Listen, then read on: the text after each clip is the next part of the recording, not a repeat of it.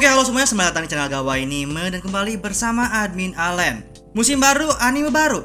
Dan di video kali ini saya akan merekomendasikan kepada kalian sebuah anime baru yang masih ongoing, yang baru aja rilis di tanggal 5 April kemarin. Anime ini tuh berjudul Katainaka no Osan Kensei Ninaru, atau yang dalam bahasa Inggris berjudul From Old Country Bumpkin to Master Swordman. Nah, anime itu bergenre action, adventure, dan juga fantasi murni tanpa adanya isekai. Jadi mohon diingat, anime ini bergenre fantasi murni, bukan anime bergenre isekai. Nah, anime ini bercerita tentang seorang pria tua bernama Gardenan Beryl, seorang guru pedang yang tinggal di sebuah desa. Nah, pada suatu ketika, si Beryl ini didatangin sama mantan muridnya, yaitu Citrus Alusia, yang ternyata Citrus itu sekarang sudah jadi kapten ksatria di kerajaannya. Nah, maksud kedatangan Citrus itu adalah untuk mengajak Beryl untuk jadi instruktur atau guru pedang bagi para ksatria. Nah, awalnya si Beryl ini tuh menolak karena dia nggak percaya diri kalau dia bisa jadi seorang guru di pasukan ksatria kerajaan. Namun ya si Beryl ini semacam diancam ya. Kalau misalkan Beryl nggak jadi guru ksatria, dia ini diancam akan semacam dieksekusi. Karena perintah untuk mengangkat Beryl jadi guru ksatria berasal dari raja langsung. Jadi artinya kalau misalkan Beryl menolak, maka artinya Beryl itu menentang raja. Dan kalau menentang raja, ya hukuman itu ya eksekusi gitulah. Singkat cerita, Beryl ini langsung ke kerajaan dan dia resmi jadi guru ksatria. Namun para ksatria atau bawahan Citrus memandang sebelah mata Beryl dan bahkan meremehkan Beryl, yang pada akhirnya terjadi sebuah duel antara Beryl dan juga ksatria untuk membuktikan apakah Beryl ini layak menjadi guru ksatria ataukah tidak. Yang di akhir Beryl ini mengalahkan ksatria yang dia lawan, dan bahkan Beryl ini mendapatkan semacam respect dari para ksatria karena ternyata Beryl itu sangatlah kuat dan teknik berpedangnya pun sangatlah bagus. Nah, ternyata di kerajaan atau di ibu kota kerajaan, Beryl ini bertemu dengan murid-muridnya.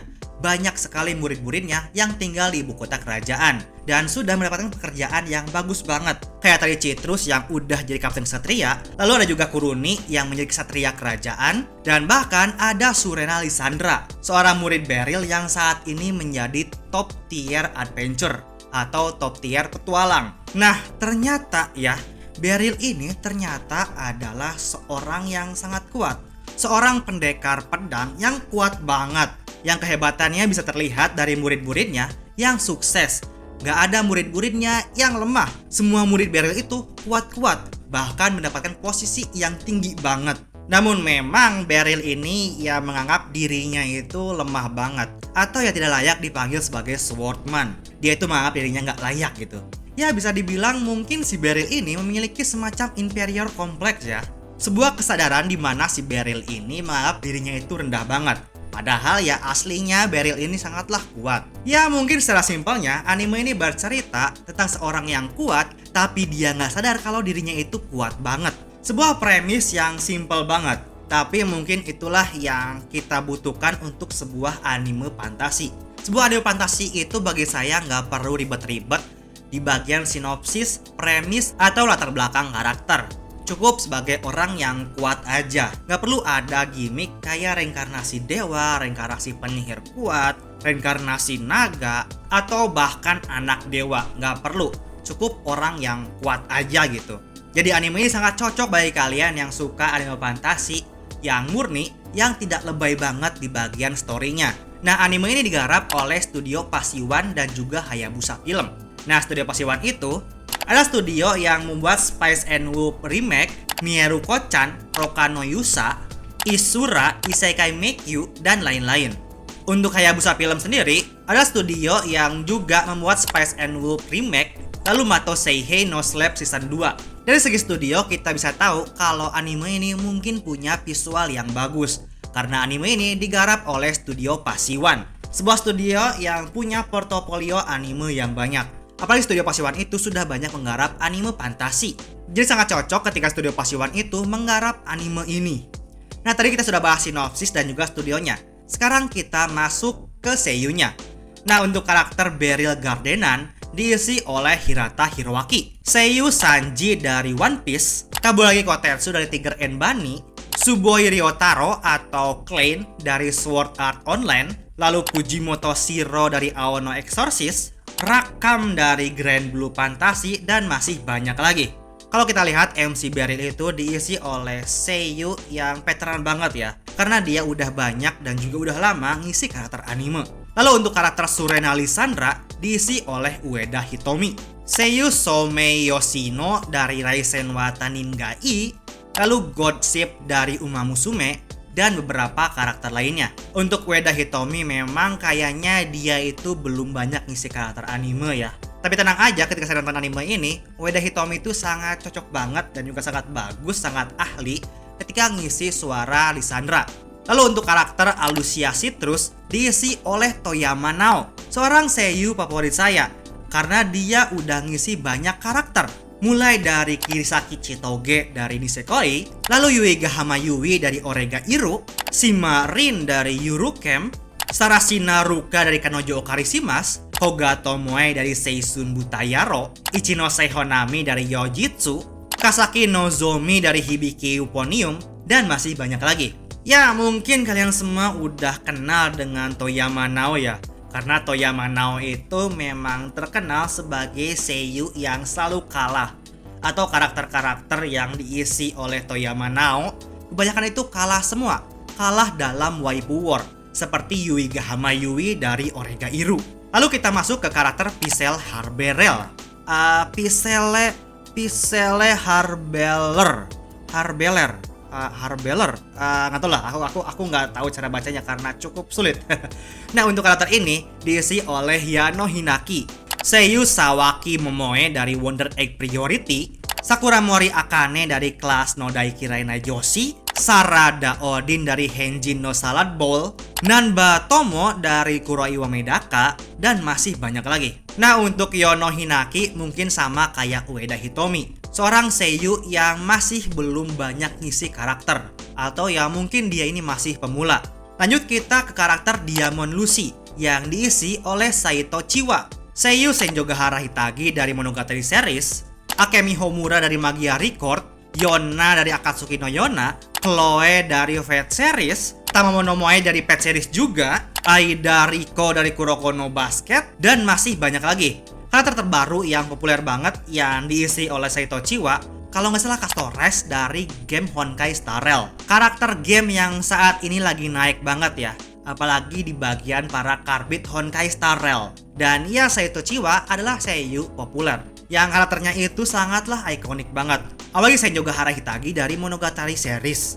Lalu untuk karakter Kuruni Crucial diisi oleh Hirose Yuki, seiyu Tokisaka Kurumaru dari Uki Holder, dan beberapa karakter lainnya. Dan lagi-lagi seiyu yang masih sedikit ngisi karakternya, atau seiyu yang masih pemula. Nah, kalau kita lihat mungkin dari tadi anime ini seperti kurang budget ya, karena mengundang banyak sekali seiyu yang masih sedikit portofolio itu, seiyu yang belum populer banget. Namun ya aslinya sebenarnya anime ini juga menggait beberapa seiyu populer, seperti ya Hirata Hiroaki, Naoto Yama, dan juga bahkan anime ini menggait Ishikawa Kaito, seiyu Ayusaka Sakuta dari Seishun Butayaro, Kageyama Tobio dari Haikyuu, Iwatani Naofumi dari Tate no Yusa, dan lain-lain. Jadi ya anime ini mungkin cukup balance dalam menggait seiyu. Ada yang populer, ada yang kurang populer. Nah, sebenarnya kalau anime yang menggait banyak seiyu yang kurang populer itu memiliki beberapa indikasi. Antara anime ini tuh emang kurang budget, atau anime ini mengalokasikan dananya itu bukan cuma ke seiyunya, tapi ke kualitas visualnya juga, dan bahkan mungkin ke story-nya. Dan ya bagi saya anime ini kayaknya emang mengalokasikan budgetnya juga ke visualnya. Karena setelah saya lihat episode satunya, anime ini punya visual yang indah banget. Visualnya itu nyaman banget untuk ditonton. Colornya itu nggak lebay. Apalagi dunianya itu didesain dengan sangat baik. Nggak malas dalam mendesain dunia. Kita bisa tahu keadaan dunia di era medieval atau di dunia fantasi. Dan yang paling penting, karakternya itu cantik-cantik. Serius, murid dari Beryl itu cantik-cantik semua. Sebuah definisi karakter anime yang didesain dengan sangat baik, didesain dengan sangat cantik. Jadi bagi kalian yang suka dengan visual, terutama desain karakter yang cantik atau desain karakter yang waifu banget, kalian cocok nih nonton anime ini. Atau mungkin bagi kalian yang suka dengan anime fantasi murni yang gak ada gimmick isekainya, kalian cocok juga nonton anime ini. Atau bahkan mungkin kalian wajib nonton anime ini. Karena anime ini cukup santai tapi juga fantasi banget. Tipikal anime fantasi yang wholesome, yang ngasih kesantaian, yang ada untuk kita tonton saat kita lelah atau saat kita stres. Nah, kalau misalkan ada yang nanya, apakah anime ini ada genre haremnya? Karena ya bisa dibilang Beryl itu dikelilingi oleh murid-muridnya yang cantik. Yang muridnya itu semuanya cewek. Bagi saya, kayaknya anime ini gak ada haremnya. Memang karakter Alucia Citrus itu punya perasaan ke Beryl. Dia ini didevelop sebagai seorang heroin yang cinta dengan Beryl dan ingin menikahi Beryl. Tapi ketika saya lihat di My Anime List, anime ini tidak ada genre haremnya. Mungkin anime ini ingin dibawa sebagai anime tentang petualangan guru dengan para muridnya yang kuat-kuat, yang cantik-cantik, yang semuanya itu cewek. Yang semuanya itu respect kepada gurunya, dan mungkin ada beberapa juga yang cinta dengan gurunya. Tapi ya cintanya itu atau cewek-ceweknya itu adalah fan service-nya aja atau bumbu tambahannya aja, bukan genre utama, bukan fitur utama, bukan menu utama dalam anime ini. Jadi bagi kalian yang benci dengan anime harem, kalian masih aman nonton anime ini. Dan itu dia rekomendasi dari saya. Rekomendasi anime Katainaka no Osan Kensei ni Naru atau From Old Country Bumpkin to Master Swordman. Jadi sampai di sini video kali ini. Like jika kalian suka video ini, share teman kalian jika video ini bermanfaat. Terima kasih semua yang sudah nonton sampai akhir dan sampai jumpa di lain video.